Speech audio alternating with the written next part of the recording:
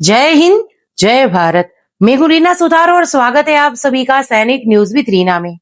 हमेशा की तरह आज के इस वीडियो की शुरुआत भी उन टॉपिक के साथ करेंगे जिसकी जानकारी लेकर आज के इस वीडियो में आई। देखिए, मार्च महीने की पेंशन का मैसेज आ गया। जैसे कि मैंने कहा था कि 21-22 तारीख से स्पर्श टीम के द्वारा पेंशन क्रेडिट का एडवांस मैसेज आना शुरू हो जाएगा। तो कल शाम से ही हमारे पेंशनर्स और फैमिली पेंशनर्स ने इसके बारे में जानकारी दे दी है। पर ये पेंशन क्रेडिट का जो मैसेज है, तो इस बार जो हमारी पेंशन है वो उसमें महंगाई भत्ता जो है क्या 58% से कैलकुलेट हुआ है या 60% के हिसाब से कैलकुलेट करके हमारी ये पेंशन आने वाली है। चलिए आज के इस वीडियो में इसके बारे में बात करते हैं, क्योंकि कहीं ना कहीं कंफ्यूजन इस बात को लेकर अभी भी है। तो ये बात करेंगे आज के इस वीडियो में, और इसके साथ साथ ये देखेंगे कि क्या सही में सभी बैंकों को 18 महीनों के डीएडीआर के एरियर के भुगतान का आदेश मिल चुका है। क्या आने वाले दिनों में यानी बेहद ही जल्दी ये 18 महीनों का डीएडीआर का एरियर हमारे खातों में क्रेडिट होने वाला है।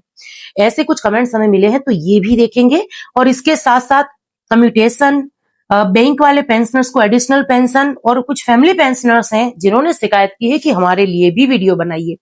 तो चलिए इसी जानकारी के लिए आज के इस वीडियो में हम आगे बढ़ते हैं।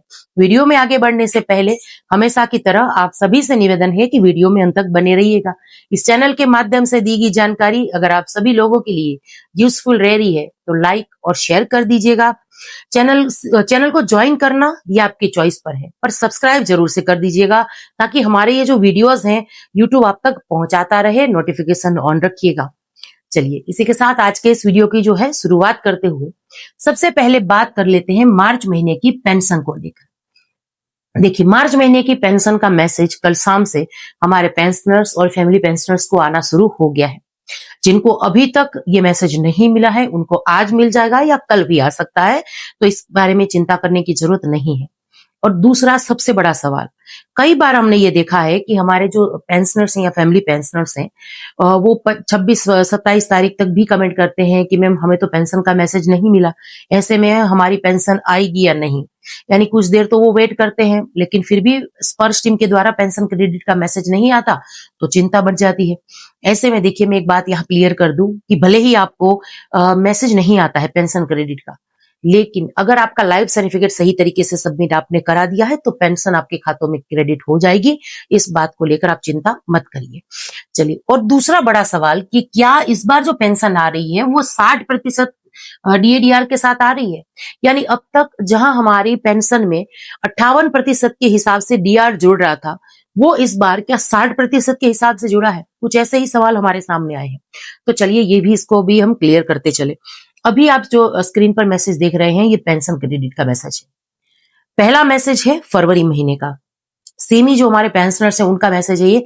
तो फरवरी महीने में ये जो उनको पेंशन मिली थी वो मिली थी 33,952 रुपए। अब मार्च महीने की पेंशन का भी जो मैसेज आया है उसमें भी आप देख पा रहे हैं कि 33,952 रुपए जो है इतना अमाउंट लिखा हुआ है। यानी ये कंफर्म है कि इस बार भी यानी मार्च महीने में भी 58% के हिसाब से ही डीआर जुड़ रहा है। और ये मैं दोनों ही मैसेज इसलिए शेयर कर रही हूं क्योंकि देखिए बहुत सारे कमेंट्स मुझे इसको लेकर थे, कुछ फोन भी आए हैं जहां ये कह रहे हैं कि दूसरे वीडियोस में ये बता रहे हैं कि 60% के हिसाब से इस बार महंगाई भत्ता जुड़ा है या मार्च महीने की पेंशन बढ़ी हुई आएगी। देखिए, लगातार मैं इसके बारे में बात कर रही हूँ कि मार्च महीने की पेंशन में किसी भी तरीके की बढ़ोतरी नहीं हुई है। तो इस बात को आप जरूर से ध्यान रखिए। और दूसरी बात कि देखिए, बढ़े हुए महंगाई भत्तों की घोषणा जो है केंद्र सरकार अप्रैल में कर सकती है। अप्रैल में तो ये कंफर्म होना ही होना है। और जो एरियर वगैरह बन रहा है 3 महीनों का वो अप्रैल महीने में हमारे खातों में क्रेडिट हो जाएगा। चलिए इसी के साथ वीडियो में आगे बढ़ते हुए बात करते हैं कि बैंक को 18 महीनों का डीए एरियर का भुगतान शुरू करने के आदेश मिले हैं या नहीं। चलिए इस बारे में भी देखिए, सोशल मीडिया में बहुत सारे वीडियोस हैं क्योंकि कमेंट्स इसको लेकर आ रहे हैं कि मैम इस बात को क्लियर करिए कि क्या सही में सभी बैंकों को 18 महीनों के डीएडीआर के एरियर का आदेश दिया गया है भुगतान को। हालांकि जो रेगुलर वीडियोस देख रहे हैं उनको पता होगा कि अभी तक ऐसा कोई भी आदेश क्योंकि नहीं आया है। केंद्र सरकार की तरफ से सबसे पहले अगर ये पैसा देना मंजूर होता है, कैबिनेट की मंजूरी के बाद केंद्र सरकार के द्वारा एक पीआईबी की रिपोर्ट्स वगैरह आ सकती है, अनाउंसमेंट हो सकता है ऑफिशियल, उसके बाद ही बैंकों को रिटर्न में ऑर्डर जाएगा, फिर बैंक इसको लेकर कामकाज शुरू करेगी। और क्योंकि अभी तक केंद्र सरकार ने ही इसको लेकर जवाब नहीं दिया है, वो मनाही करती आई है हालांकि, तो ऐसे में हम इस बात को नहीं मान सकते। पहले ये कमेंट देख लेते हैं, फिर इसके बारे में मैं बात करती हूँ। देखिए, हमारे पेंशनर्स लिख रहे हैं कि आप 18 महीनों के डीए एरियर के बारे में बता रही हैं। सब जो कह रहे हैं कि बैंकों को एरियर देने के ऑर्डर पहले ही जारी कर दिए गए हैं, ये सब झूठी खबरें हैं। लेकिन हमें आप पर यकीन है मैडम, हमें यकीन है कि आपकी बात सही है। सबसे पहले जिन्होंने ये कमेंट किया है उनका मैं दिल से धन्यवाद करती हूँ। इस चैनल के माध्यम से जो मैं जानकारी शेयर करती हूँ, जो सही सही अपडेट देती हूँ, उस पर विश्वास रखने के लिए, और आपके ऐसे पॉजिटिव कमेंट से हमें भी उत्साह होता है कि हम रेगुलर वीडियो लाए और सही सही अपडेट आप तक पहुंचाएं। ऐसे में जहां सोशल मीडिया में आप आए दिनों ऐसे वीडियोस, दिन में 10 या 20 ऐसे वीडियोस देखते हैं जहां पर यह कहा जा रहा है कि महंगाई भत्तों में इतने से इतनी बढ़ोतरी हो गई, या 18 महीनों का डीए एरियर देने के लिए केंद्र सरकार मान गई है, आदेश जारी कर दिए गए हैं। ऐसे में जहां हम इस चैनल के माध्यम से जो सही सही अपडेट होती है वही शेयर करते हैं, और मेरा 18 महीनों के डीए एरियर पर आज भी ये कहना है, 3 बातें हैं। सबसे पहली बात, केंद्र सरकार मना कर चुकी है कि 18 महीनों का डीए एरियर का भुगतान संभव नहीं है। ये जानकारी बिल्कुल सही है। दूसरी बात, उम्मीद अभी भी कायम है, क्योंकि माननीय सुप्रीम कोर्ट से वेस्ट बंगाल के जो कर्मचारी पेंशनर्स के लिए डीए एरियर का जो फैसला आया है, उनके हक में जो फैसला आया है, कर्मचारियों के हक में, तो उसको देखते हुए अगर आने वाले दिनों में कोई एसोसिएशन माननीय सुप्रीम कोर्ट का दरवाजा खटकाता है तो हमें कोर्ट से जरूर से जीत मिलेगी। इतना तो हमें माननीय सुप्रीम कोर्ट पर भरोसा है।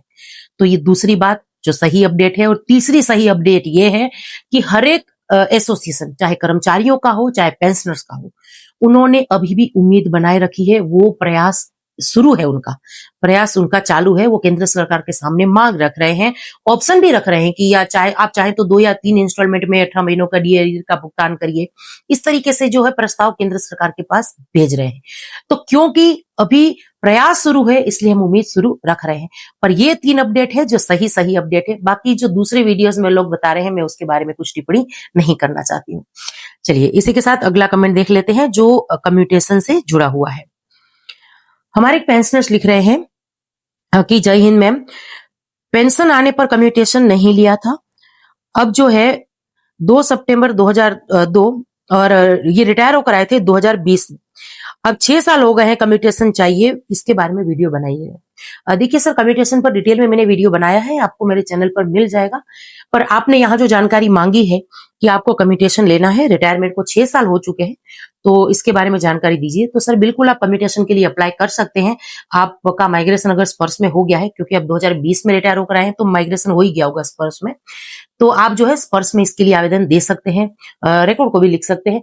और इसके लिए जो है आपको, क्योंकि रिटायरमेंट को 6 साल हो गए हैं, यानी 1 साल से ज्यादा हो गया है, तो मेडिकल बोर्ड तो आपको करवाना होगा। आप फिट पाए जाएंगे, आपको कम्यूटेशन वगैरह के लिए जो है प्रोसेस शुरू हो जाएगा, पर आपको कार्रवाई करनी पड़ेगी।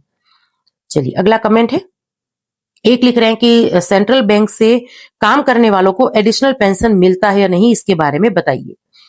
देखिए, पेंशन रूल सभी के लिए सेम होते हैं। आपको एडिशनल पेंशन जो है, जैसे 80 साल पूरे होने पर पेंशन, एडिशनल पेंशन का नियम होता है, वो जरूर से लागू होता है। चलिए, सबसे आखिर में हमारी एक फैमिली पेंशनर्स ने ये कंप्लेन की है, और बहुत अच्छा लगा मुझे। ये ऐसे जो हमारे फैमिली पेंशनर्स के कमेंट्स आते हैं, तो उनको पढ़कर इतनी खुशी होती है, उसके बारे में बात करके इतनी खुशी होती है कि इस चैनल को शुरू करने का जो मेरा उद्देश्य था, वो कहीं ना कहीं देखिए मैं उसमें कामयाब हो रही हूँ। हमारी पेंशनर्स यहाँ क्या लिख रही हैं कि डिफेंस सिविलियन फैमिली पेंशनर्स के बारे में भी कुछ वीडियो बनाइए।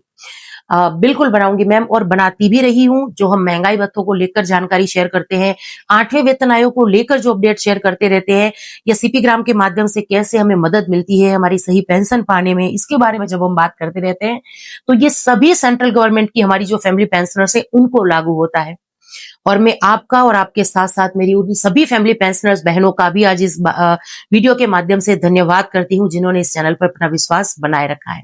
और मैं पूरी उम्मीद करती हूँ कि आने वाले दिनों में हमारी सभी जो फैमिली पेंशनर्स हैं, वो अगर अपनी कोई पेंशन संबंधी समस्या है तो उसको कमेंट्स के माध्यम से जरूर से शेयर करेगी। पर आज तक के लिए वीडियो में यही जानकारी थी जिसको लेकर आई थी। अब जानकारी आप सब लोगों को कैसी लगी, कमेंट्स के माध्यम से जरूर से शेयर करिएगा। इसी के साथ आज के इस वीडियो से विदा लेती हूँ। जय